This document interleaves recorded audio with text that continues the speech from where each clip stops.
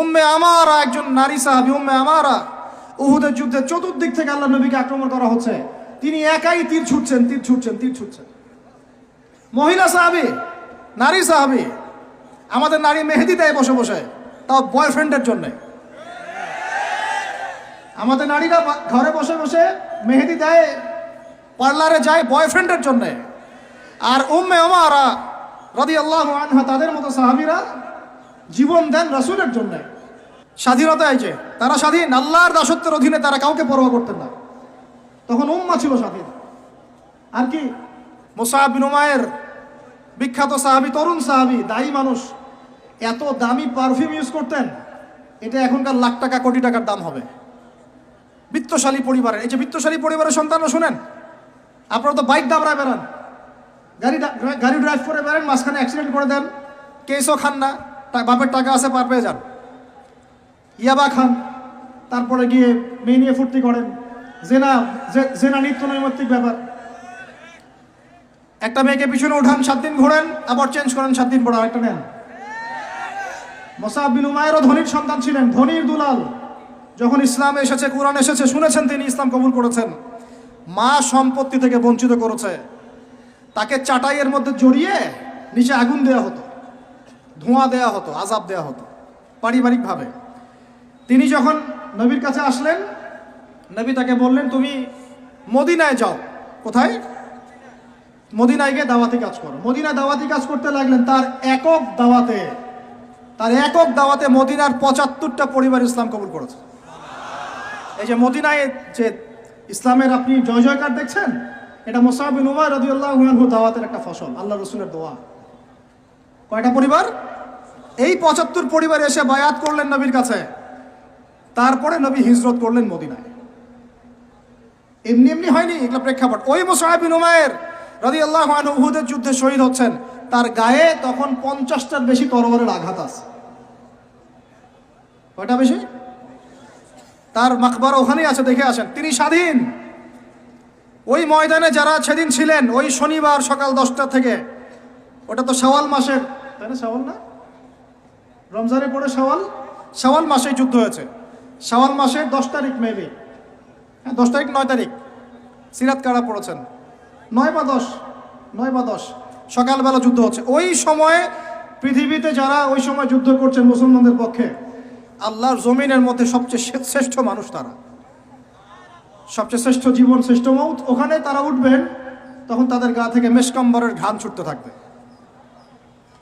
মারেফত থাকলে আপনিও পাবেন, অন্তরের মধ্যে কলুষতা থাকলে আপনি পাবেন না, তো স্বাভাবিক। এখন মুসআব বিন উমাইর কি পরাধীন না স্বাধীন? বলেন, তিনি কি পরাধীন না স্বাধীন? স্বাধীন মুসআব বিন উমাইর। আরেকজনের কথা শুনেন, বলতে থাকলে আপনাদের সারা রাত ফজর হয়ে যাবে। জাফর ইবনে আবি তালেব নাম শুনেছেন? জাফর ইবনে আবি তালেব, শোনেন, এটা শোনেন। অনেকে অনেক দলিল দেয়, এই দলিলগুলো শুনেন, এগুলো শোনেন। ইহুদিদের 3টা গোত্র ছিল মদিনায়। কয়টা ভাই?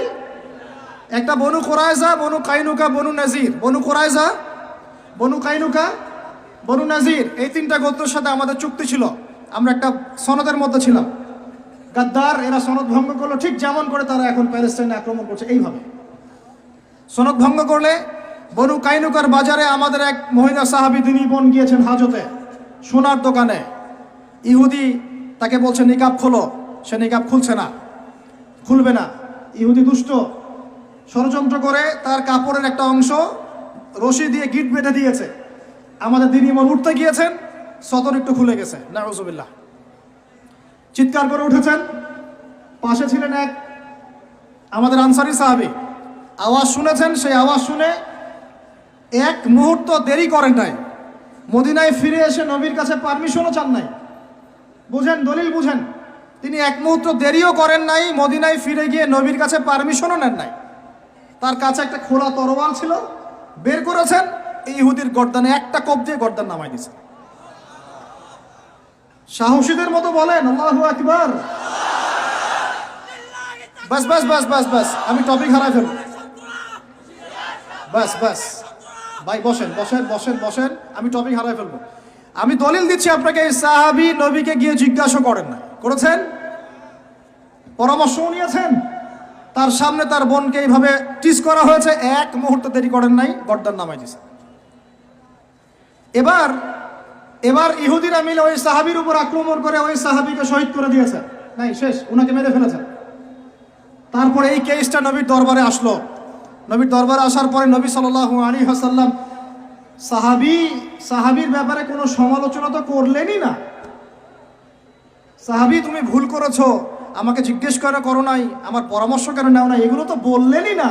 বরং তার অন্যান্য সাহাবীদেরকে বললেন, সবাই যুদ্ধের বর্ম পরে বের হও, বনু কাইনুকাকে আক্রমণ করতে হবে। এখন আপনি দেখছেন 3 মাসে 19,600 জন, 3 মাসে সরি 3 মাস কিসের, 1.5 মাসে 19,600 জন। আর এখানে একজন মুসলিম ভাই, একজন মুসলিম বোনের ইজ্জতের বিনিময়ে নবী সাল্লাল্লাহু আলাইহি ওয়াসাল্লাম পুরা বনু কাইনুকাকে একদম সমূলে উৎপাটিত করে মদিনা থেকে বিতাড়িত করলেন। ওই উম্মার সাথে এই উম্মার কোনো সম্পর্ক আছে? ওই আরবের সাথে এই আরবদের কোনো সম্পর্ক আছে? ওই স্বাধীনতার সাথে এখনকার এই পরাধীনতার কোনো সম্পর্ক আছে? এরপরে আপনারা ফ্যান্টাসি নিয়ে পড়ে আছেন। আল্লামা রুমি বলতেন, উনি একজন বড় সুফি মানুষ ছিলেন, উনি বলতেন যে আমি যা বুঝি আর আমি যা জানি বুঝতে পারি, তোমাদেরকে বলে কি লাভ, তোমরা তো বুঝবা না। কে বলতেন? বড় বড় যারা আল্লাহর ওলি তাদের কথাটা একটু এই টাইপের হয়, মনে হয় একটু অস্বাভাবিক, কিন্তু এর ভিতরে অনেক গভীরতা থাকে। আমি নিজেও এই কথা বলতেছি, আমরা যা বুঝি, যা বুঝতেছি, যা দেখতেছি, তা আপনাদেরকে বলে বুঝাতে পারবো না, বলেই বা কি লাভ, আপনি হয়তো বুঝবেনও না। এই একটা ঘটনা দলিল পেলেন। আরেকটা শোনেন, আরেকটা কওম হলো বনু নাজির। রাসূলকে দাওয়াত দিয়েছে, দাওয়াত দিয়ে বলছে যে আমরা ইসলাম কবুল করবো, আসেন নেগোশিয়েট করি। নবীজি বসে, নবী সাল্লাল্লাহু আলাইহি ওয়াসাল্লাম গিয়েছেন দাওয়াত দিতে বনু নাজিরের সিঁড়ির মধ্যে, এটাকে বলে দেয়ালে হেলান দিয়ে আছেন।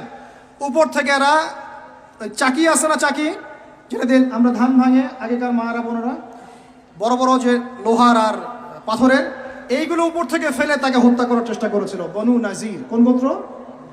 ইহুদিদের বনু নাজির। আল্লাহ নবী জিবরাইল আলাইহিস সালামের মাধ্যমে জানতে পারলেন, সেখান থেকে উঠলেন, উঠে বললেন যে ঠিক আছে, বনু নাজিরকে আমরা অবরোধ করব।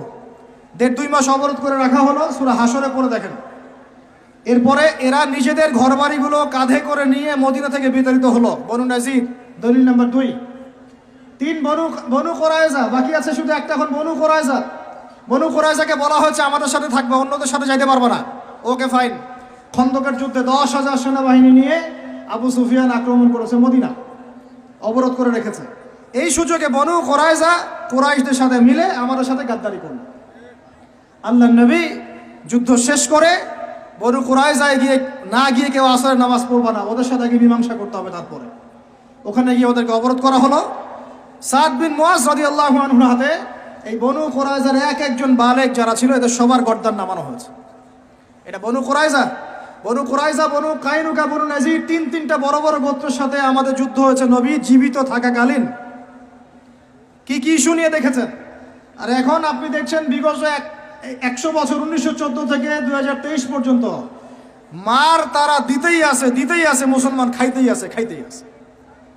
4বার বড় বড় যুদ্ধ হয়েছে। যুদ্ধ এই 4টাতে মুসলমানদের মোটামুটি পরাজয়। এখন মোটামুটি 78 থেকে 80% জায়গা ওদের। এখন কি নতুন করে এই জিহাদটা ওখানে ফরজ হয়েছে, না আগে থেকেই ছিল? ওদেরকে বের করে দেওয়ার পর, 3টা গোত্রকে বের করে দেওয়ার পর খায়বারে তারা কিছু বাকি ছিল।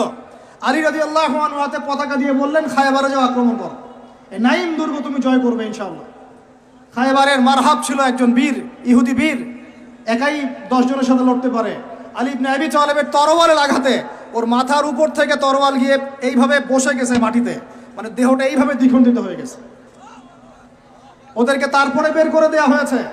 তারপর নবী সাল্লাল্লাহু আলাইহি ওয়াসাল্লাম বলেছেন তার ইন্তেকালের কয়েকদিন আগে, যে আমার ইন্তেকালের পর তোমরা বাকি যে অবশিষ্ট যারা আছে এদের সবাইকে জাজিরাতুল আরব থেকে বের করে দিবে। কে বলেছেন?